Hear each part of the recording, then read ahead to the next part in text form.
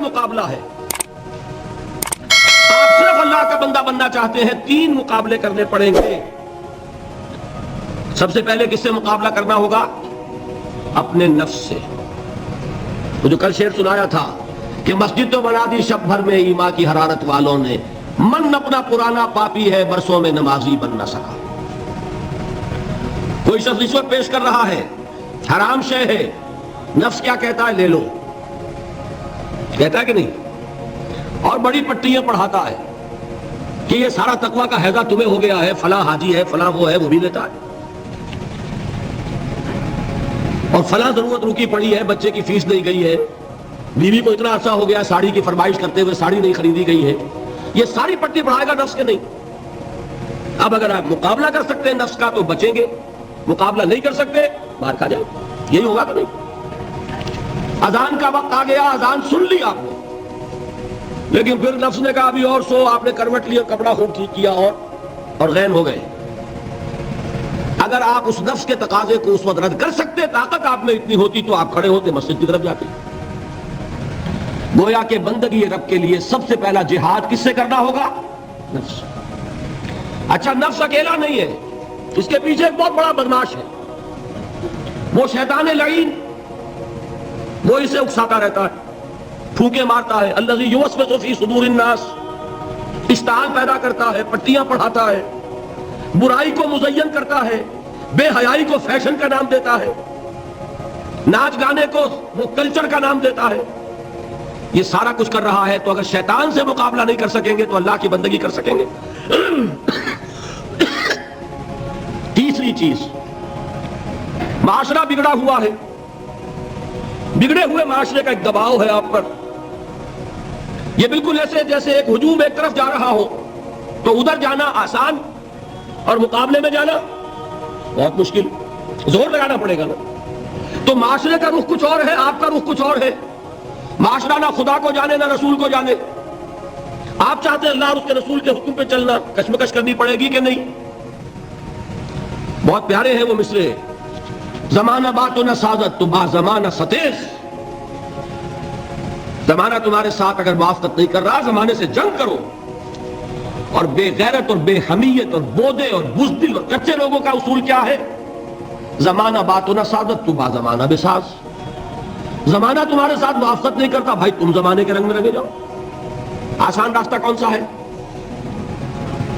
زمانہ تمہارے رنگ میں نہیں آتا, تم اس کے مطابق ڈھل جاؤ, کوئی تکلیف ہوگی. اور زمانہ تمہارے ساتھ اگر موافقت نہیں کر رہا, تم زمانے سے لڑو, تکلیف آئے گی کہ نہیں؟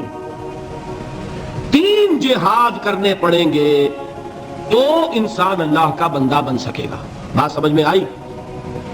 اسی لیے جب پوچھا گیا حضور سے ای الجہاد افضل یا رسول اللہ, اے اللہ کے رسول سب سے افضل جہاد کون سا ہے؟ آپ نے فرمایا ان تجاہد نفسک فی طاعت اللہ.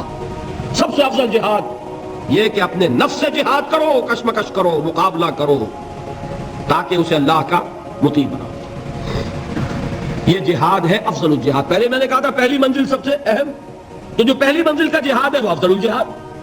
بالکل 2 اور 2 4 کی طرح کی بات ہے. اور اسی کو کہا گیا جہاد اکبر. جب آپ غزوہ تبوک سے واپس آئے ہیں, آپ نے فرمایا مسلمانوں یہ نہ سمجھنا جہاد ختم ہو گیا. رجعنا من الجہاد الاصغر الى الجہاد الاکبر. وہ تو چھوٹا جہاد تھا جو ہم کرنے گئے تھے کافروں سے خلاف. یہ بڑا جہاد ہے جو مدینے میں رہ کر ہوگا, ہر آن ہوگا. وہ تو کبھی ہوتا ہے کبھی نہیں ہوتا, یہ ہر وقت ہوتا ہے. ہر صبح ہوتا ہے, ہر رات ہوتا ہے, ہر شام ہوتا ہے, ہر لحظہ ہوتا ہے. ہر وقت کشمکش ہے خیر و شر کی, حلال اور حرام کی, صحیح اور غلط کی. زمانے کی روش اور دین کا تقاضا ٹکرا رہے ہیں. آپ اگر اس راستے پر پہلا قدم رکھیں ایک عزم کے ساتھ تو ہوش ٹھکانے آ جائیں گے, دن میں تارے نظر آئیں گے, 14 طبق روشن ہو جائیں گے کہ دین کا نام لینا آسان ہے, چلنا بہت مشکل ہے. جمی گویم مسلمانم بے لرزم کہ دانم مشکلات لا ادارہ. اے نبی تم نے دیکھا اس شخص کو, اس کے حال پر غور کیا جس نے اپنی خواہش نفس کو اپنا الہ بنا دیا. اللہ اکبر. الہ, لا الہ الا اللہ. کلمہ توحید کا مرکزی لفظ یہاں آ رہا ہے. من اتخذ الہہ ہواہ, جس نے اپنی خواہش نفس کو اپنا معبود بنا لیا, الہ بنا لیا. افانت تکون علیہ وکیلا, کیا آپ ایسے شخص کی کوئی ذمہ داری لے سکتے ہیں؟ سود حرام ہوا کرے جی, حرام حرام. ہمارا دھندا جو ہے وہ آگے بڑھ نہیں سکتا، تو اللہ کے حکم کو پیچھے ڈالا، نفس کے تقاضے کو آگے رکھا۔ کون معبود ہے آپ کا؟ نام عبداللہ رکھیے، نام عبد الرحمن رکھیے، ہے عبد النفس، نفس کے بندے، نفس کے غلام۔ یہ میں نے یوں سمجھئے کہ جیسے میں نے ہجرت اور جہاد کی ڈیفینیشنز کی تھی۔ ہجرت کا بیس کیا ہے؟ پوچھا گیا ایو الہجرت افضل ہو یا رسول اللہ، اے اللہ کے رسول بتائیے سب سے اعلیٰ ہجرت کون سی ہے، افضل؟ فرمایا ان تہجر ما کرہ ربک، ہر اس چیز کو چھوڑ دو جو تمہارے رب کو پسند نہیں۔ آج رات ہی سے آپ ہجرت شروع کر سکتے ہیں۔ جائزہ لیجئے کیا کیا چیزیں میری زندگی میں خلاف شریعت ہے، تو اللہ کو ناپسند ہے، فیصلہ کیجئے کہ آج کے بعد نہیں ہوگی، ہجرت شروع ہو گئی، افضل الہجرہ، سب سے افضل ہجرت شروع ہو گئی۔ لیکن ٹاپ پر لے جائیے تو یہ ہجرت جب اللہ کے دین کو قائم کرنے کی جدوجہد اس مرحلے پر آ جائے کہ اب باطل کے ساتھ ٹکراؤ ہے اور اب چاہیے کہ ساری قوت ایک مرکز پر جمع ہو جائے، ہجرت فرض کر دی گئی۔ وہ ہجرت گھر بار چھوڑ کر، اہل و عیال کو چھوڑ کر، اور مکے کے بھیڑیوں کے رحم و کرم پر چھوڑ کر اپنے گھر والوں کو، جو لوگ ہجرت کر کے آئے، حکم تھا۔ ہجرت مدینہ فرض تھی، ہجرت حبشہ فرض نہیں تھی، صرف اجازت تھی کہ جن سے سختیاں نہیں جھیلی جا رہی مزید وہ چلے جائیں۔ تو ہجرت کا یہ ابتدائی نقطہ، انتہا یہ جہاد، المجاہد من جاہد نفسہ، جہاد تو یہاں سے شروع ہو گیا، اپنے نفس کے خلاف جہاد کرنا۔ صبح نفس نے کہا بھی سو جا، آپ نے نفس کی بات کو رد کیا، اپنا کمبل اٹھا کے پھینکا، اٹھے، وضو کیا، نماز کے لیے آپ مسجد چل دیے، آپ نے جہاد کیا نفس کے خلاف۔ یہ افضل الجہاد ہے۔ اور سب سے چوٹی اوپر یہ ہے کہ جب وہ حق و باطل کی جنگ ہو تو جان ہتھیلی پر رکھ کر میدان میں حاضر ہوتا۔ اسی طرح یہ جو شرک فی الاطاعت ہے، میں نے آپ کو اس کی ابتدا بھی بتا دی، انفرادی سطح۔ افرأیت من اتخذ الہہ ہواہ افانت تکون علیہ وکیلا، کیا تم نے غور کیا اس شخص کی حالت پر جس نے اپنی خواہش نفس کو اپنا معبود بنا لیا، الہ بنا لیا، کہہ رہا ہے لا الہ الا اللہ، لا الہ الا اللہ، لیکن الہ تو اس کا نفس ہے۔ اب اس کو انتہا پر لے جائیے۔ عہد حاضر کا سب سے بڑا شرک، سب سے بڑا شرک، سب سے بڑا شرک عوامی حاکمیت کا تصور ہے۔ حاکم اللہ کے سوا کوئی نہیں، ان الحکم الا للہ۔ ظاہر بات ہے فرعون نے اگر دعویٰ کیا تھا میں تمہارا خدا ہوں، انا ربکم الاعلی، تو کیا اس کا مطلب یہ تھا کائنات میں نے پیدا کیے، تمہیں میں نے پیدا کیے؟ ذرا سوچئے، کیا وہ بزرگ موجود نہیں ہوں گے جنہوں نے اسے دیکھا ہو کہ آج اس کی ولادت ہوئی تھی، کل اس کی کوئی اور سیریمنی ہوئی تھی؟ یہ کیسے دعویٰ کیا تھا؟ میرا حکم چلے گا، میں نہیں جانتا، الیس لی ملک مصر، مصر کی حکومت میری ہے کہ نہیں؟ یہ دعویٰ تھا، یہ خدائی کا دعویٰ ہے۔ کسی زمانے میں وہ فرد ہوتے تھے، نمرود ہوتے تھے، نماردہ، فراعنہ۔ جمال عبد الناصر نے نعرہ لگایا تھا نحن ابناء الفراعنہ، بڑے فخر کے ساتھ ہم فرعونوں کی اولاد۔ اور صدام نے لگایا تھا نعرہ نحن ابناء النماردہ، ہم نمرودوں کی اولاد۔ عراق کے بادشاہوں کا لقب نمرود تھا اور مصر کے بادشاہ فراعنہ تھے، فرعون تھے۔ زمانے کا جب ارتقاء ہوا ہے اور اس میں فیصلہ کن کام جو ہے وہ حضور نے صلی اللہ علیہ وسلم، جب حضور کی حیات طیبہ کے بعد خلافت انفرادی سے اجتماعی ہو گئی۔ جب تک نبوت جاری تھی نبی ہی خلیفہ ہوتا تھا، اللہ اس کی ہاٹ لائن اللہ کے ساتھ وحی کی لگی ہوئی ہے، ادھر سے حکم آتا ہے وہ امپلیمنٹ کرتا ہے، جہاں اس کا حکم نہیں ہے وہ اپنا بیسٹ ججمنٹ استعمال کر کے فیصلہ کرتا ہے۔ یہی ہے وائس جیرنسی، یہی ہے خلافت، ایسنس آف خلافت یہی ہے۔ جیسے وائس رائے دلی میں ہوتا تھا، ہمارا بادشاہ یا ملکہ تو انگلستان میں ہوتے تھے۔ اب جو ہز میجسٹیز گورنمنٹ یا ہر میجسٹیز گورنمنٹ سے حکم آیا، وائس رائے اس میں کوئی تغیر و تبدل نہیں کر سکتا، he has to implement it as such. جہاں کوئی حکم نہیں ہے تو وہ مقام پر بیٹھا ہے، آن دی اسپاٹ ہے، حالات کو دیکھے اور جو مملکت اور کنگڈم کی مصلحت میں سب سے بہتر نظر آئے وہ فیصلہ کر لیں۔ لیکن حضور پر نبوت ختم تو خلافت کلیکٹیو ہو گئی، خلافت المسلمین۔ اگرچہ شروع میں امیر المومنین کہا جاتا تھا، کچھ عرصے کے بعد خلیفت المسلمین یہ اصطلاح جو ہے وہ عام۔ اسی طرح انفرادی ملوکیت کی بجائے اجتماعی ملوکیت کا تصور جو ہے شیطان نے پٹی پڑھائی.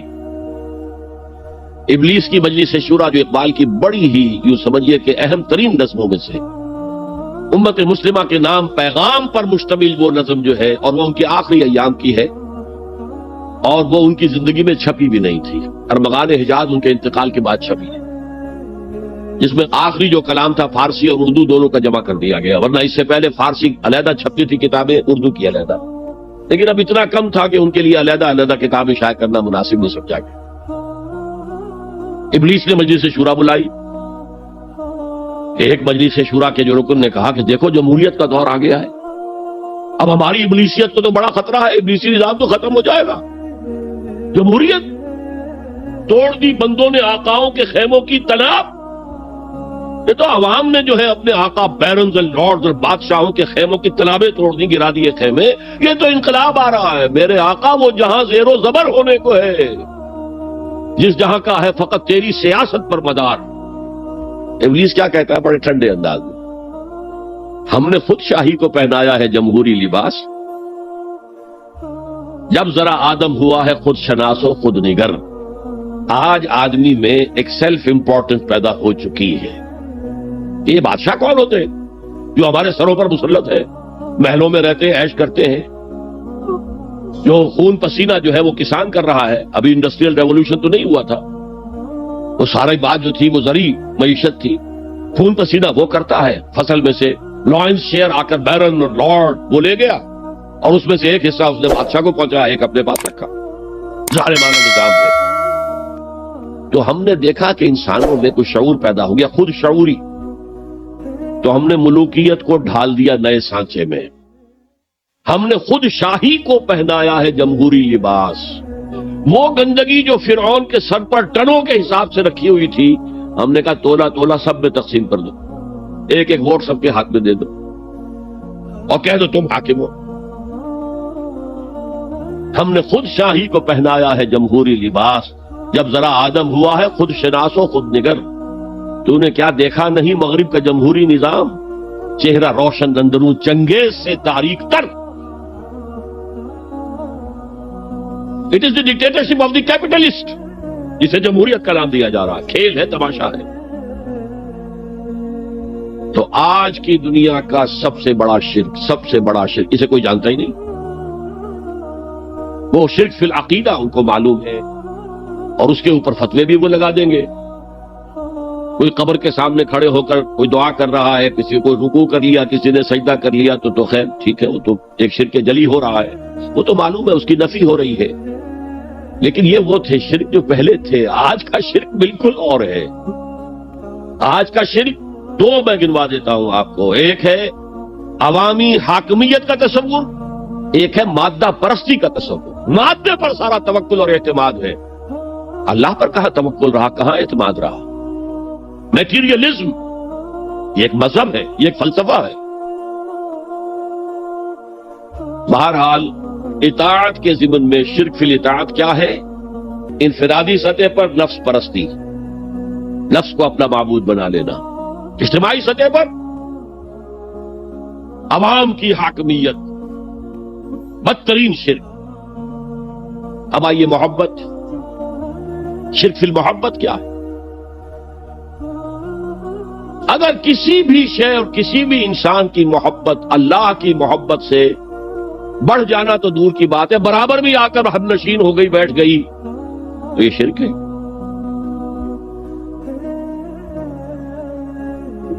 والذین آمنوا اشد حبا للہ. جب تک اشد محبت آپ میں اللہ کی نہیں ہوگی، اگر کوئی اور شے محبوب ہے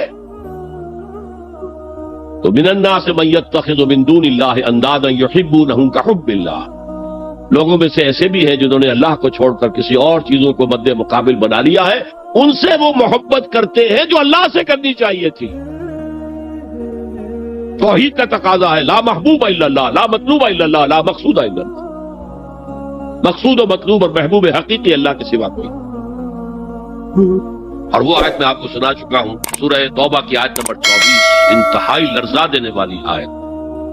قل ان کان آباؤکم وابناؤکم واخوانکم وازواجکم وعشیرتکم واموال اقترفتموها وتجارۃ تخشون کسادها ومساکن ترضونها احب الیکم من اللہ ورسولہ وجہاد فی سبیلہ فتربصوا حتی یاتی اللہ بامرہ واللہ لا یہدی القوم الفاسقین۔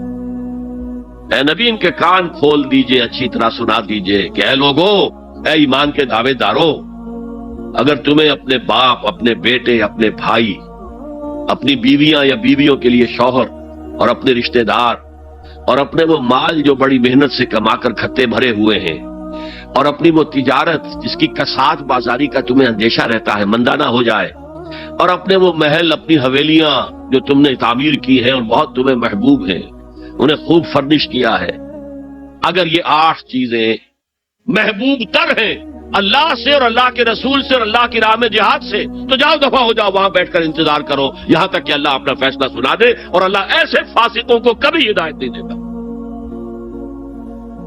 8 چیزیں اقبال نے بہت خوب کہا ہے، یہ مال و دولت دنیا، یہ رشتہ و پیوند، 5 قریب ترین رشتے آ گئے، باپ، بیٹا، بھائی، زوجین اور رشتہ دار۔ رشتہ و پیوند یہ جوڑنے والا ہے، اور مال و دولت دنیا کی 3 شکلیں آ گئی۔ دولت جو آپ اپنی بیلنس شیٹ کو دیکھ دیکھ کر آپ اس پہ خوش ہوتے، اب ہمارے ایسٹس کی یہ قیمت ہو گئی اب، اور وہ مکانات جو آپ نے بنائے ہیں بڑے محبوب ہیں، اور ایسے بنائے ہیں، قرآن مجید میں آتا ہے لعلکم تخلدون، ایسے بنا رہے ہیں تمہیں ہمیشہ رہنا ان مکانوں کے اندر، اور وہ کاروبار جن میں تمہیں اندیشہ رہتا ہے کہ کہیں کساد نہ ہو جائے، کوئی ڈپریشن نہ آ جائے۔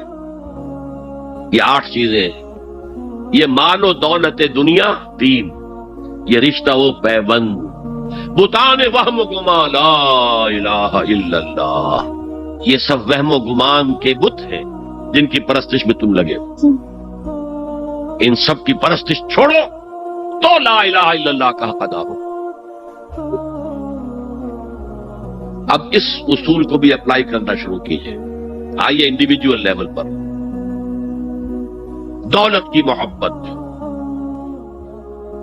اگر آپ کو دولت کی محبت آمادہ کرتی ہے کہ اللہ کے حدود کو پامال کرے، حرام ذرائع استعمال کرے، دولت آنی چاہیے، حلال سے ہو، حرام سے ہو، جائز ہو، ناجائز سے ہو، بائی ہوک اور بائی کروک دولت آنی چاہیے، تو آپ کی محبوب حقیقی کون ہوئی؟ دولت۔ یہ دولت آپ کی معبود ہے۔ کون بڑے سے بڑا موحد اس شرک کا احساس رکھتا ہے؟ اور حضور نے اس قدر کلیئر فرمایا ہے، تعس عبد الدینار وعبد الدرہم، ہلاک ہو گیا یا ہلاک ہو جائے، یہ کلام خبریہ ہے یا یہ بددعا ہے؟ تعس عبد الدینار وعبد الدرہم، درہم و دینار کا بندہ ہلاک ہو جائے۔ نام عبد الرحمن ہے، حقیقت میں عبد الدینار ہے، عبد الدرہم۔ درہم و دینار آنے چاہیے، جائز سے یا ناجائز سے، حلال سے یا حرام سے، صحیح سے یا غلط سے، بائی ہوک اور بائی کروک۔ تو معبود کون ہوا؟ ہمارے ہندو بھائیوں نے کیا کیا؟ لکشمی دیوی دولت کی دیوی ہے، اس کی پوجا کرتے کس لیے؟ مطلوب کیا ہے؟ دولت۔ اس کی پوجا وہ خوش ہو جائے تو دولت ملے گی۔ ہم نے کہا ہٹاؤ جی اس دیوی کو بیچ میں سے، ہم براہ راست ہی پوج لیں گے، بس یہی تو فرق کیا ہے نا۔ عبد الدینار و عبد الدرہم، یہ ہے انفرادی سطح پر شرک فی المحبت، جو روح عبادت ہے، جو عبادت کی جان ہے، محبت، غایت الحب ما غایت الذل والخضوع، اور ٹاپ پر لے آئیے۔ آج کی دنیا اجتماعیت کے میدان میں اگرچہ اب زمانہ بدل رہا ہے، لیکن تقریباً 1 صدی سے نیشن سٹیٹس وطن کی بنیاد پر قومیت، وطن محبوب ترین شے، جو شے میرے وطن کے لیے صحیح ہے وہ میں کروں گا، چاہے وہ غلط ہو، وہ حرام ہو، اللہ کے قانون کے خلاف ہو، لیکن میرے وطن کے لیے ہوگا۔ وطن زندہ باد، یہ وطن پرستی، اس وطن پرستی کے مذہب کی ایک نماز بھی ہے، ترانہ ہو رہا ہے تو کھڑے ہو جاؤ، قنوت، کھڑے ہو جانا عبادت کا حصہ ہے. اس کا جھنڈا سلامی دو. یہ وطن کے معبود کے ریچولز ہیں، مذہب وطنیت.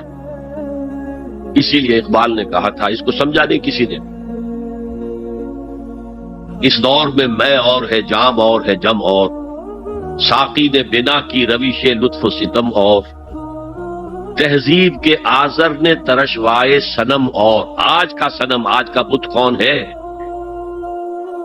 تہذیب کے آزر نے ترشوائے صنم اور، مسلم نے بھی تعمیر کیا اپنا حرم اور.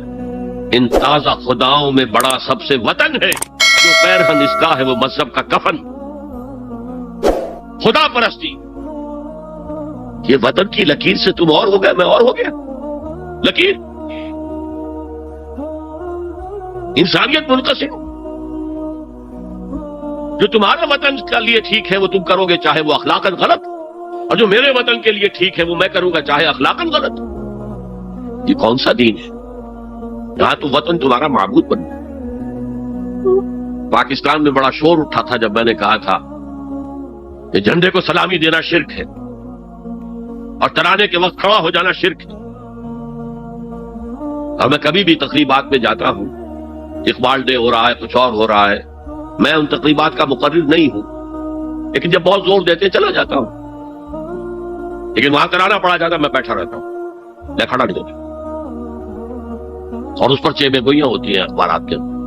لیکن میرے نزدیک یہ وطن کی نماز پڑھ رہے ہو تمہارا یہ قنوت اور وطن کا ترانہ، اس میں حمد ہو رہی ہے وطن کی. یہ کیا ہے؟ آج کے دور کا بدترین شرک، شرک فی المحبت. آگے چلیے، شرک فی الدعا. کسی کو مت پکارو کسی مدد کے لیے سوائے اللہ.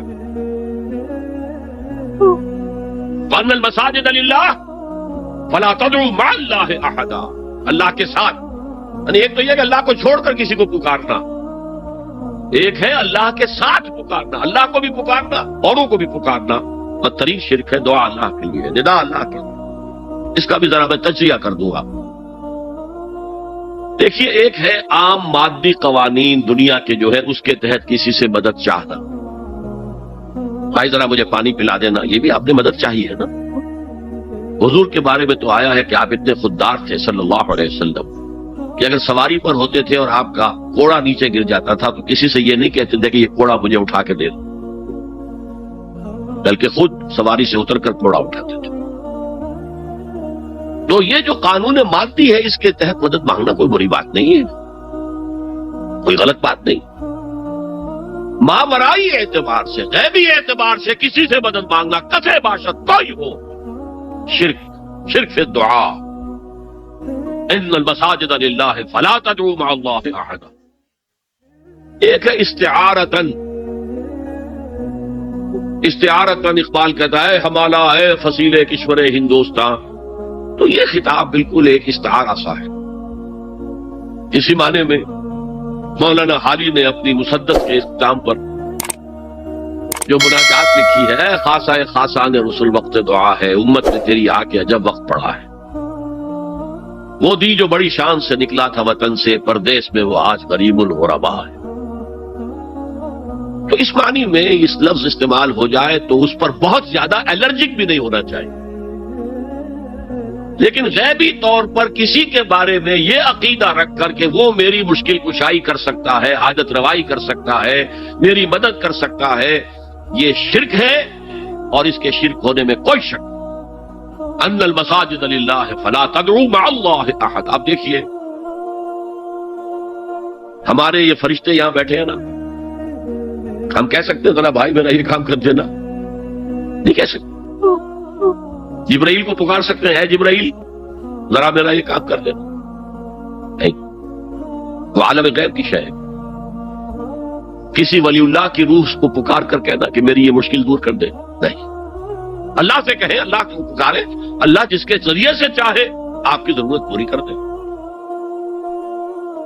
اس ضمن میں کہوں گا کہ شاہ ولی اللہ دہلوی نے ایک بات کہی ہے، اگرچہ مجھے اس کی کوئی دلیل اپنے طور پر انڈیپینڈنٹلی کتاب و سنت میں نہیں ملی ہے، لیکن شاہ صاحب کا ایک مقام مرتبہ ہے جو میری نگاہ میں بہت بلند ہے۔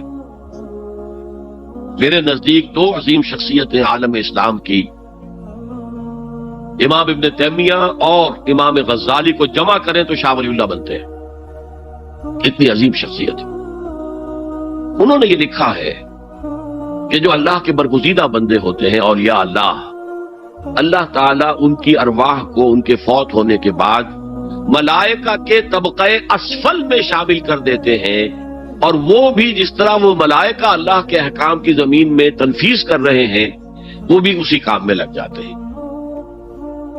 میں نے عرض کیا کہ میرے پاس انڈیپینڈنٹلی کوئی دلیل نہیں ہے اس کے حق میں، لیکن شاہ صاحب کا فرمانا خود میرے لیے ایک درجے میں دلیل ہے۔ لیکن یہاں ایک تو یہ نوٹ کرنے کا، ملائکہ کا طبقہ اسفل، ملائکہ کا سب سے نچلا طبقہ، اور اللہ کے حکم کی تنفیذ کرتے ہیں تو فرشتے کر رہے ہیں، وہ بھی ہوں، ہمیں سے کیا غرض ہے؟ ہم نہ فرشتے کو پکار سکتے ہیں اور نہ کسی ولی اللہ کو پکار سکتے ہیں۔ پکارو اللہ کو۔ قال ربکم ادعونی استجب لکم ان الذین یستکبرون عن عبادتی سیدخلون جہنم داخرین۔ تمہارا رب کہتا ہے مجھے پکارو، مجھ سے مانگو، میں تمہیں دوں گا، تمہاری دعا سنوں گا، قبول کروں گا، اور جو بربنائے تکبر مجھ سے نہیں مانگتے وہ جہنم میں داخل ہوں گے، ذلیل و خوار ہوں گے۔ حضور نے ایک بات مجھے متن یاد نہیں ہے، بہت پیاری فرمائی، دیکھو انسانوں سے تم مانگتے ہو کچھ تو ایک دفعہ تو اس کے ماتھے پر، تیوری پر بل پڑ ہی جاتا ہے، یہ کیوں میں نے سامنے ہاتھ سوال کیا، کیوں مجھے سے مانگ رہا ہے، چلیے بعد میں کچھ وہ دے ہی دے، لیکن ناگوار گزرتا ہے۔ ارے اس سے مانگو جو کہتا ہے کہ مجھ سے مانگو اور میں دوں گا، وہ نہ مانگنے پہ ناراض ہے، اس سے نہیں مانگتے۔ رات کے آخری ساعتوں میں، یا جسے آپ کہتے ہیں the small hours of the morning، حدیث میں آتا اللہ نزول اجلال فرماتے، جس کو ہم نہیں جانتے کیسے نزول ہوتا ہے، ذات باری تعالیٰ اس کے متعلقات کے بارے میں جو بات آ گئی قرآن میں حدیث میں وہ ہم مانتے ہیں، کیسا یہ ہم نہیں جانتے، اس کا ہاتھ ہے کیسا ہم نہیں جانتے، اس کا چہرہ ہے کیسا ہم نہیں جانتے، اس کی ساق ہے، اس کی پنڈلی ہے کیسی ہم نہیں جانتے، وہ سنتا ہے کیسے سنتا ہے ہم نہیں جانتے، کیا اس کے کان ہے، کیا اسے بھی ساؤنڈ ویوز کی ضرورت ہے سننے کے لیے، وہ دیکھتا ہے کیسے دیکھتا ہے ہم نہیں جانتے، وہ اترتا ہے کیسے اترتا ہے ہم نہیں جانتے، جو قرآن میں آ گیا حدیث میں آ گیا مان لیجئے بس، باقی یہ متشابہات میں سے ہے، اس کی کھود کرید میں پڑو گے تو فتنے میں مبتلا ہو جاؤ، ابتغاء الفتنۃ وابتغاء تاویلہ۔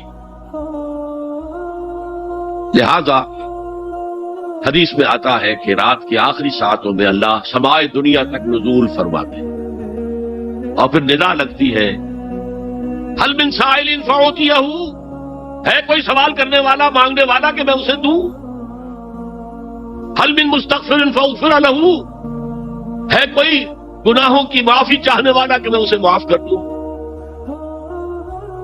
ہم انٹا غفیل سو رہے، ہم تو مائل بکرم ہیں، کوئی سائل ہی نہیں، راہ دکھلائیں کسے، رہنم منزل ہی نہیں، راہ کسے دکھا، اللہ کے راستے پر چلنے کا فیصلہ کرو، اللہ کی راہ میں جہاد کا فیصلہ کرو، پھر اللہ راستہ کھولے گا، والذین جاہدوا فینا لنہدینہم سبلنا، وہ لوگ کہ جو ہمارے راستے میں جہاد کریں، محنت کریں، مشقتیں کریں، ہم لازماً ان پر اپنے راستے کھولتے چلے جائیں۔ وہ دعا شرک فی الدعا، مانگو صرف اللہ سے، اللہ سے، اللہ سے، وہ چاہے کسی فرشتے کے ذریعے، چاہے کسی فوت شدہ ولی اللہ کی روح کے ذریعے سے، چاہے کسی کو بھی نہیں، براہ راست اپنے حکم سے، اس کی تو قدرت ہے جو چاہے کرے، کن فیکون، وہ جیسے بھی ہو وہ آپ کی ضرورت پوری کرے گا، وہی ہے جو کہ مشکلات کو حل کرنے والا ہے، وہی ہے کہ رزق دینے والا ہے، وہی ہے جو مرض سے شفا دینے والا ہے، پکارو اسی کو، مانگو اسی سے۔ اب آئیے کچھ مراسم عبودیت ہوتے ہیں. مراسم رسم کہتے ہیں کسی چیز کی ظاہری شکل میں. رہ گئی رسم ازاں روح بلالی نہ رہی، فلسفہ رہ گیا تلقین غزالی نہ رہی. یہ قرآن کا بھی ہم اسے رسم الخط کہتے ہیں، رسم الخط. اور یہ حضرت عثمان کے زمانے میں فائنل ہوا ہے کہ یہ اس طریقے سے لکھا جائے. تو عبدیت کے اظہار کے لیے کچھ رسومات ہیں، جس میں سے ایک پر گفتگو ہو چکی، قنوت، والقانتین والقانتات. یہ جو ہے اللہ کے حضور میں چاہے ہاتھ باندھے چاہے ہاتھ کھلے، لیکن ذرا جھک کر گردن میں خم کر کے کھڑے ہونا. یہ نماز کے اندر جو قنوت ہے یہ قنوت ہے، یہ بھی اپنی عاجزی کا اظہار ہے، عجز اور تذلل. وہ جو ابن قیم کی میں نے ڈیفینیشن آپ کو بتائی، العبادت تجمع اصلین، غایت الحب وغایت الذل والخضوع. حد درجے میں اللہ کے سامنے بچ جانا، جھک جانا، گر جانا. رکوع، سجدہ اللہ کے سوا کسی کے لیے نہیں. اور اس معاملے میں دین محمدی جو اپنی تکمیل کو پہنچ گیا، الیوم اکملت لکم دینکم واتممت علیکم نعمتی ورضیت لکم الاسلام دینا. حضور کی بعثت سے قبل سجدہ تعظیمی جائز تھا. کسی شخص کی تعظیم کے لیے، اس کی عزت کے لیے اس کے سامنے سجدہ کرنا جائز تھا. حضرت یوسف کے سامنے ان کے والدین اور 11 بھائی سجدے میں گر گئے. بچپن میں خواب دیکھا تھا اور 40-50 سال بعد اس کی تعبیر بالفعل ایک اس واقعے کے طور پر سامنے آ گئی. سجدہ کرنا، جھکنا، سجدہ کرنا یہ جائز تھا. سجدہ تعظیم حضور پر شریعت مکمل، توحید مکمل. اب ہر نوع کا سجدہ حرام مطلق ہے سوائے اللہ کی کسی کو. ہمارے مسلمانوں نے بھی اپنے دور ملوکیت میں سجدہ تعظیمی شروع کرا. عدالت کے اندر بادشاہ کے دربار میں جا رہے ہیں تو سجدہ، سر جھکا کر رکوع کی حالت میں. یا آپ کے پڑوس میں جو حیدرآباد کی ریاست تھی، سلام کیسے کرتے تھے، کتنے جھکتے تھے، اور پھر وہ رک کر وہ سلام ہو رہے. یہ مشرکانہ فعل ہے جو اولیاء دربار میں بھی تھا. شیخ احمد سرہندی رحمت اللہ علیہ نے کہا غلط ہے، حرام ہے، جائز نہیں. دربار میں شکایت پہنچ گئی. آخر مخبری کرنے والے بھی تھے، حاسد بھی تھے. وَمِن شَرِّ حاسد اذا حسد. طلبی ہو گئی، بلایا گیا دربار میں حاضری، اور ایسا اہتمام کیا گیا کہ جب حضرت مجدد آگے آئے بادشاہ تک جانے کے لیے تو درمیان میں ایک دیوار سے حائل کر کے اس میں کھڑکی کھول دی کہ اس میں سے جھک کر گزریں گے نا تو رکوع کسی درجے میں تو ہو جائے گا. رکوع بھی سجدے ہی کی ایک شکل ہے، سجدے کا ہاف کہہ لیجئے. لیکن یہ کہ جب آیات سجدہ آتی ہے قرآن مجید میں تو عام نمازوں میں دیکھتا ہوں کہ وہ آیات سجدہ والی آیات پڑھی نہیں جاتی، حالانکہ ان کی ایک خاص کیفیت ہے. تراویح میں تو پڑھی جاتی ہے لیکن پہلے بتا دیتے ہیں کہ یہ دوسری رکعت میں یا پہلی رکعت میں سجدہ آ رہا ہے تو لوگ تیار ہوتے ہیں. رکوع بھی اگر فوراً ہو جائے آیت سجدہ کے بعد تو اس سے بھی اس سجدے کا حق ادا ہو جاتا. بہرحال حضرت شیخ مجدد رحمت اللہ علیہ دربار میں آئے تو اس کھڑکی میں سے پہلے پاؤں گزارے، پھر اپنا سر نکالا، پھر جیل میں ڈال دیا گیا، کوئی پرواہ نہیں. حاضر ہوا میں شیخ مجدد کی لحد پر، وہ خاک کے ہے زیر فلک مطلع انوار. گردن نہ جھکی جس کی جہانگیر کے آگے، جس کی نفس گرم سے ہے گرمی احرار. وہ ہند میں سرمایہ ملت کا نگہباں، اللہ نے بر وقت کیا جس کو خبردار. دین الہی، دین محمدی کے خاتمے کا اعلان تھا. اب بڑے بڑے مولویوں نے یہ اکبر کو سبق پڑھایا تھا، بڑے مولوی، درباری مولوی، انہوں نے سبق پڑھایا تھا. اللہ کا ایک دن 1000 برس کا ہوتا ہے اور اللہ کا ہر معاملہ 1000 سال تک ہوتا ہے. اب 1000 سال ہو گئے محمد کی رسالت کو، ان کی رسالت کا دور ختم صلی اللہ علیہ وسلم. اب دوسرا 1000 سال، اسی لیے الف ثانی کہتے ہیں نا، الف ہزار کو کہتے ہیں الف ثانی. یہ دوسرا 1000واں سال جو شروع ہو گیا ہے، اس میں ایک نئے دین کی ضرورت ہے. وہ دین اکبری ہے، دین الہی ہے. اور دین الہی کیا تھا؟ یہ ایک بہت بڑی سیاسی تدبیر تھی، اصل میں بہت بڑی سیاسی تدبیر. اور اس کا ظہور بعد میں بھی ہوا ہے ہندوستان کی سرزمین میں، وہ یہ کہ ہندوستان کی ترقی میں جو چیز سب سے بڑی رکاوٹ ہے وہ مذہبی اختلافات ہیں۔ لہذا ایسا کرو، سارے مذاہب جو ہیں اسے ہاون دستے میں ڈالو، کوٹ کوٹ کے چورا چورا کر کے بناؤ صفوف، اور یہ مذہب سب کا ہو جائے تو مذہبی اختلافات ختم ہو جائے۔ دوسری بات ان کی سمجھ میں یہ آ گئی کہ اصل میں اختلاف رسالت اور شریعت کی بنیاد پر ہوتے ہیں، لہذا دین الہی بس خدا کو مانو، بس رسالت وغیرہ کو چھوڑو، خدا تو سب کا رب ہے، اسے آپ پرماتما کہہ لے، مہادیو کہہ لے، جو چاہے کہہ لے، اللہ کہہ لے، رام کہہ لے، الرحمن ایما تدعو فلہ الاسماء الحسنی۔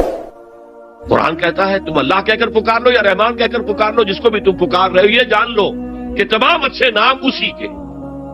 یہ فلسفہ تھا بہت گہرا، وہ جاہل تھا، ان پڑھ تھا، لیکن بہت بڑا سیاستدان تھا اکبر، اس میں کوئی شک نہیں۔ لیکن یہ کہ اگر ایک حکومت، اور جو سب سے بڑا مغل اعظم جس کو کہتے ہیں، اس کے زمانے میں مسلمانان ہند جو ہے سیاسی اعتبار سے اپنے عروج پر تھے، لیکن دینی اعتبار سے پاتال کا معاملہ آ گیا تھا، دین محمدی ختم، 1000 سال کا ایک دن ہے اور وہ ختم ہو چکا۔ اللہ نے اٹھایا مجدد الفسانی رحمت اللہ علیہ اور ان کی درویشانہ مساعی کے ذریعے سے۔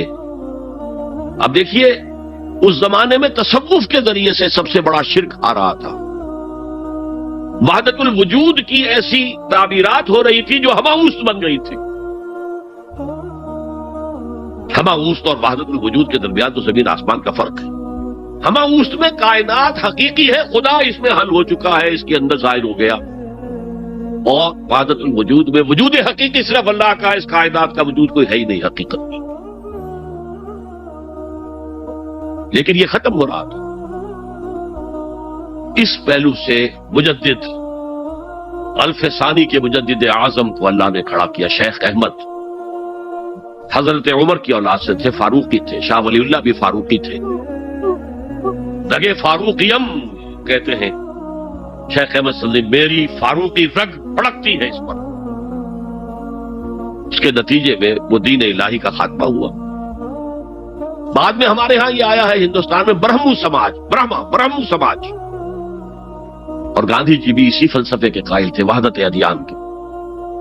اور یہ سیاسی اعتبار سے بہت اونچی ذہنی سطح کی غمازی کرنے والی بات ہے کہ ہندوستان کے اندر کے یہ مذہبی اختلافات کو اگر ہم کسی طرح کھرل کر کے ختم کر دیں، ہاون دستہ میں ڈال کے کر دیں، تو پھر یہ کہ یہاں ترقی ہی ترقی۔ بہرحال سجدہ، گردن نہ جھکی جس کی جہانگیر کے آگے، جس کے نفس گرم سے ہے گرمی احرار، وہ ہند میں سرمایہ ملت کا نگہباں، اللہ نے بر وقت کیا جس کو خبردار۔ تو ہم نے شرک فی العبادت میں پہلے بات کی، شرک فی الاطاعت، انفرادی سطح پر نفس معبود، اجتماعی سطح پر عوام کی حاکمیت، بدترین شرک اس دور، عظیم ترین شرک، اتنے بڑے پیمانے کا شرک کبھی نہیں ہوا دنیا میں۔ اس کے بعد شرک فی المحبت، مال کی محبت، تعس عبد الدینار و عبد الدرہم، وطن کی محبت یا کسی اور شے کی محبت، اگر وہ اللہ کی محبت کے برابر بھی آ جائے، بڑھ جائے تو اور بھی بڑی بات کہنی پڑے گی، لیکن ہمارے پاس شرک سے اوپر کی اصطلاح کوئی نہیں۔ پھر شرک فی الدعا، اللہ کے سوا کسی اور سے حاجت روائی کے لیے، مشکل کشائی کے لیے پکارتا کسی۔ پھر شرک فی المراسم العبودیہ، قنوت ہے، رکوع ہے، سجود ہے، یہ ذل والخضوع کی، کسی کے سامنے جھک جانے کی ایک علامت ہے، سمبل۔ اب آخری ہے اس میں اخلاص، اور اخلاص کی ضد کیا ہے؟ ریاکاری۔ کوئی عبادت اگر دکھاوے کے لیے کی جائے وہ شرک، یہ شرک خفی کہلاتا ہے۔ مال کی محبت کا شرک بھی شرک خفی ہے، نفس کی اطاعت کا شرک بھی شرک خفی ہے، اور یہ سب سے خفی شرک ہے۔ حضور نے فرمایا صلی اللہ علیہ وسلم، من صلی یرائی فقد اشرکا ومن صام یرائی فقد اشرکا ومن تصدق یرائی فقد اشرکا۔ جس نے دکھانے کے لیے نماز پڑھی اس نے شرک کر لیا،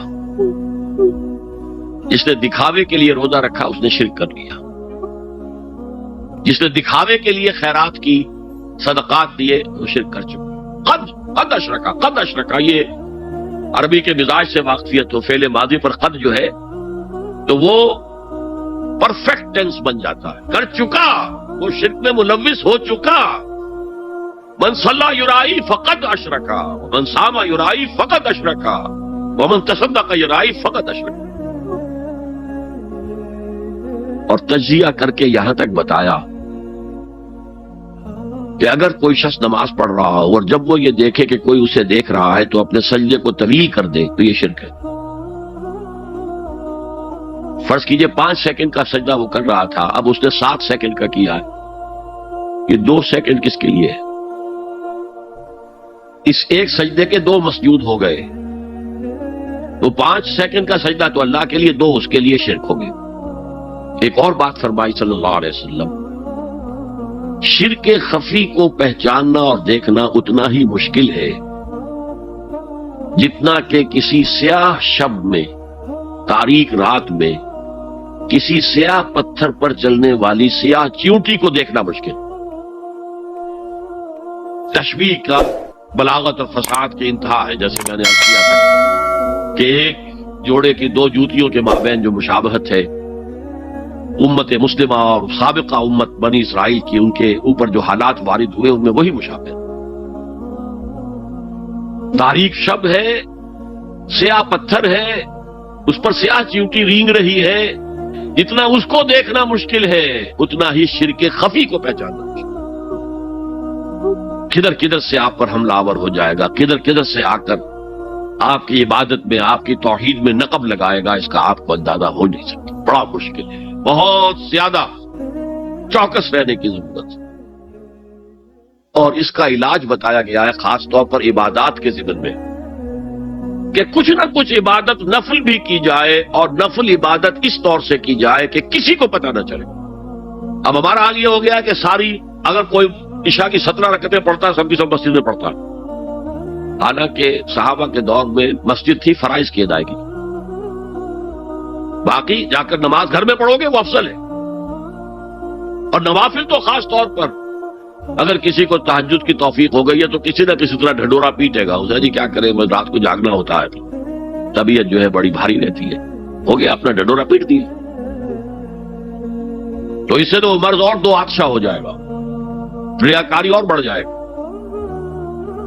اسی طریقے سے صدقات نافلہ فرمایا ایسے دو کہ داہنا ہاتھ جو کچھ دے بائیں ہاتھ کو پتہ نہ چلے، کسی کو پتہ نہ چلے۔ اس سے وہ ریاکاری کی جڑیں کٹتی ہیں، ریاکاری کی جڑیں جو ہیں دل کے اندر سے کٹتی ہیں۔ یہ علاج ہے ریاکاری کا، لیکن ریاکاری شرک ہے۔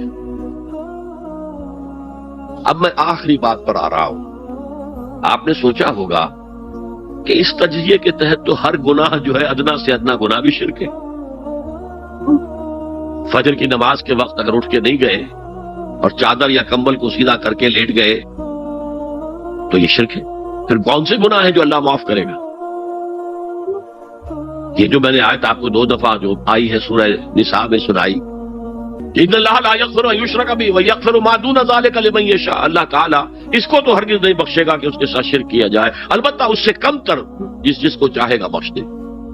تو جان لیجئے یہ جو باریک تجزیہ میں نے کر کے بتایا ہے یہ اپنی جگہ 100% درست ہے، لیکن ان میں جو یہ چیزیں ہیں، کوئی کوتاہی ہو گئی، کوئی گناہ ہو گیا، کوئی شریعت کی مخالفت ہو گئی، نفس کے کسی اس وقت کے دباؤ میں آ کر یہ گناہ شمار ہوں گے اگر یہ آپ کی طبیعت ثانیہ نہ بن جائے۔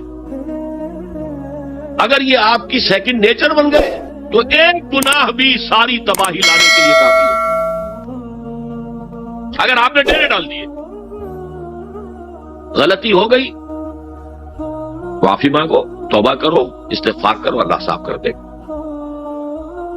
نہیں کرو گے تو پھر ایک گناہ پر بھی دوام اگر ہو گیا اور اس گناہ نے ایک نے بھی تمہارا احاطہ کر لیا تو وہ جہنم میں خلود کی وعید قرآن میں آئی ہے. بلا من کسب سیئۃ وَأَحَاطَتْ بِهِ خَطِیئَتُهُ فَأُولَٰئِکَ أَصْحَابُ النَّارِ هُمْ فِیہَا خَالِدُونَ. کیوں نہیں جس نے کوئی ایک بھی بڑا گناہ، چھوٹا نہیں، یہ چھوٹے چھوٹے گناہ جو ہوتے رہتے ہیں، گناہ کبیرہ لمم جن کو کہا گیا ہے، اس کی اللہ تعالیٰ کے ہاں پکڑ نہیں ہے، بلکہ وضو کرتے ہیں تو ہاتھوں کے اس طرح کے گناہ وہ دھل جاتے ہیں، آنکھوں کے گناہ دھل جاتے ہیں. گناہ کبیرہ اگر ایک بھی کریا اور مستقل کیا اور اس پر ڈیرے ڈال دیے اور وہ آپ کا احاطہ کر لے. آج کے دور میں سود کا نظام، سودی کاروبار، وہ تو آپ کا احاطہ کر گیا، آپ کے پورے وجود کا احاطہ کر گیا. بلا من کسب، اور کسبہ کہتے ہیں جان بوجھ کر کرنا.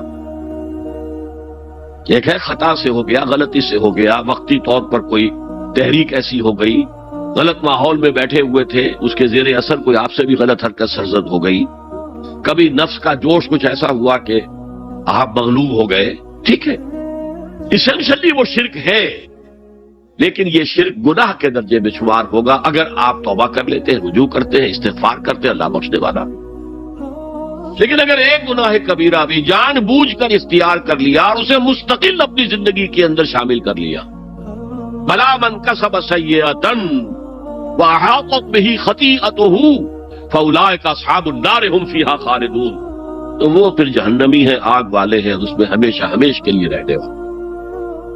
شرک فی ذات کے ضمن میں نے عرض کیا تھا کہ سورہ اخلاص جامع ترین اس کی نفی پر ہے،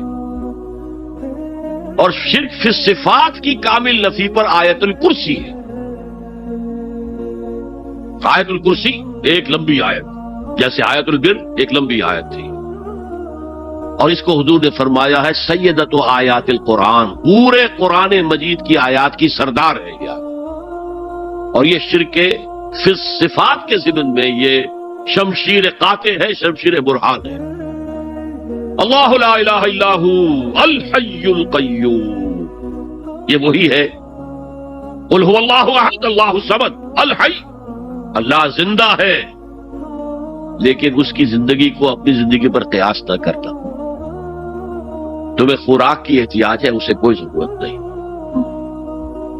ما اريد منهم من رزق وما اريد ان يطعمون، مجھے کوئی احتیاج نہیں کہ مجھے کوئی رزق پہنچائیں، رزق دیں، مجھے کھلائیں، مجھے کوئی ضرورت نہیں. پھر تمہاری حیات نیند، اونگ، تھکان، ان تمام کمزوریوں کے ساتھ ہے.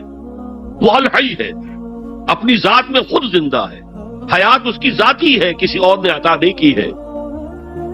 ہماری تو مستعار ہے، عمر دراز مانگ کے لائے تھے، 4 دن 2 آرزو میں کٹ گئے، 2 انتظار میں. اور القیوم بقیہ پوری کائنات کے لیے وہی ہے، اس کو تھامے ہوئے ہے. لا تاخذہ سنۃ ولا نوم، الحی، حیات کامل، کہ اس کو نہ نیند آتی ہے نہ اونگ آتی ہے. لہو ما فی السماوات و ما فی الارض، آسمان اور زمین میں جو کچھ ہے اسی کی ملکیت ہے. تم کسٹوڈینز ہو، تم امین ہو. این امانت چند روزہ نزدماس، در حقیقت مالک شے ہر شے خداست. یہاں تک کہ یہ میرا جسم بھی میرے پاس امانت ہے. میں کون ہوں؟ میری خودی، میری انا، میری روح جو پوزیس کرتی ہے اس بدن کو، لیکن یہ پوزیشن ملکیت کا نہیں ہے، امانت کا ہے. یہ امانت، یہ ہاتھ بھی امانت ہے، میری زبان بھی امانت ہے، میری آنکھیں بھی امانت ہے. من ذا الذی یشفع عندہ الا باذنہ، یہ یہاں پر انداز بڑا پرجلال. کون ہے وہ جو شفاعت کر سکے اس کے دربار میں مگر اس کے اذن سے؟ کسی کا ذاتی، کسی کا زور، کسی کا اختیار نہیں ہے کہ جس کی بنا پر وہ شفاعت کرے. ہاں اللہ کے اذن سے. اور دوسری جگہ پر آتا ہے جس کے لیے وہ چاہے گا اور جس کو اجازت دے گا. جیسے کہ آتا ہے عما یتساءلون میں، یوم یقوم الروح والملائکۃ صفا، اور ان میں سے کوئی بھی بات نہیں کر سکے گا، کلام نہیں کر سکے گا. لا یتکلمون الا من اذن له الرحمن، سوائے اس کے جسے رحمان اجازت دے. وقال صوابا، اور صحیح بات کرے گا، کوئی غلط بات نہیں کرے گا. یعلم ما بین ایدیہم وما خلفہم ولا یحیطون بشیء من علمہ الا بما شاء، وہ تو جانتا ہے جو کچھ بھی ان کے سامنے ہے اور ان کے پیچھے ہے، اور یہ کوئی احاطہ نہیں کر سکتا مخلوقات میں سے، اس کے علم میں سے کسی کا بھی، سوائے اس کے جو وہ خود چاہے۔ یہاں بڑے ہی لطیف انداز میں شفاعت باطلہ کے تصور کی نفی ہو گئی۔ دیکھیے، آپ کہیں جا کر کسی مجسٹریٹ سے سفارش کرتے ہیں تو کیا کہتے ہیں؟ اجی یہ فائل کے اوپر جو کچھ ہے آپ اس پر نہ جائیے، یہ گواہیاں وغیرہ جھوٹی ہو گئی ہیں، میں آپ کو بتاتا ہوں اصل بات کیا ہے۔ اللہ کے سامنے کوئی یہ کہہ سکے گا اے اللہ تیرے علم میں نہیں ہے، میرے علم میں ہے؟ یعلم ما بین ایدیہم وما خلفہم، وہ تو جانتا ہے جو کچھ ان کے سامنے اور جو کچھ ان کے پیچھے ہے۔ ولا یحیطون بشیء من علمہ الا بما شاء، اور ان میں سے کوئی بھی، جیسے کہ میں ابھی بتا چکا ہوں، بریلوی مکتب فکر بھی کہہ رہا ہے کہ اللہ کا دیا ہوا علم ہے، محمد رسول اللہ کا جتنا ہے، لا محدود نہیں ہے، محدود ہے، قدیم نہیں ہے، حادث ہے۔ تو جتنا اللہ چاہتا ہے، جس کے لیے جتنا چاہتا ہے، لیکن اس کے علم میں سے احاطہ نہیں کر سکتا کوئی مگر جو وہ چاہے۔ وسع کرسیہ السماوات والارض، اس کا اقتدار چھایا ہوا ہے، مستولی ہے، آسمانوں پر بھی اور زمین پر بھی۔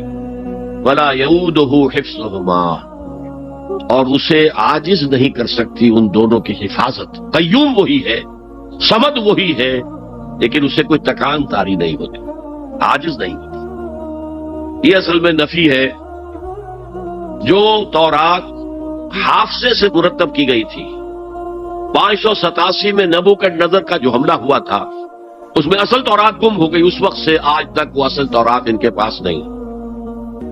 پیریڈ آف کیپٹیوٹی سے واپس آئے ہیں بیت المقدس میں، سائرس کے لطف و کرم کی وجہ سے، ذوالقرنین کے لطف و کرم کی وجہ سے، پھر یادداشتوں سے لوگوں نے وہ تورات مرتب کی ہے، تو اس میں انسانی فکر شامل ہو گیا ہے۔ لہذا وہاں یہ لکھا ہے اللہ نے 6 دنوں میں آسمان اور زمین پیدا کیے اور 7ویں دن آرام کیا، یعنی کوئی تکان لائق ہو گئی۔ قرآن نے کہا، اللہ تعالیٰ نے فرمایا سورہ قاف میں، وَلَقَدْ خَلَقْنَا السَّمَاوَاتِ وَالْأَرْضَ وَمَا بَيْنَهُمَا فِي 6 أَيَّامٍ وَمَا مَسَّنَا مِن لُغُوبٍ، یقیناً ہم نے آسمان اور زمین اور جو کچھ ان دونوں کے مابین ہے انہیں 6 ہی دنوں میں پیدا کیا۔ وہ بات ٹھیک ہے، لیکن ہمیں کوئی تکان لائق نہیں ہوئی کہ ہمیں کسی آرام کی ضرورت ہے۔ لا یعودہ حفظہما وہو العلی العظیم، العلی وہی ہے، سب سے بلند و بالا۔ لتکون کلمۃ اللہ ہی العلیٰ، تاکہ اللہ کا کلمہ سب سے سربلند ہو جائے، اور وہی عظیم ہے، عظمت والا۔ اللہ تعالیٰ مجھے اور آپ کو اس سے بچائے، اپنے سابقہ زندگی کے گناہوں پر توبہ کرنے کی اور اللہ سے استغفار طلب کرنے کی توفیق عطا فرمائے، اور اپنے دینی فرائض کی انجام دہی کے لیے کمر بستہ ہو جانے کا عزم مصمم کر لینے کی توفیق عطا فرمائے۔ اقول قولی ھذا واستغفر اللہ لی ولکم ولسائر المسلمین والمسلمات۔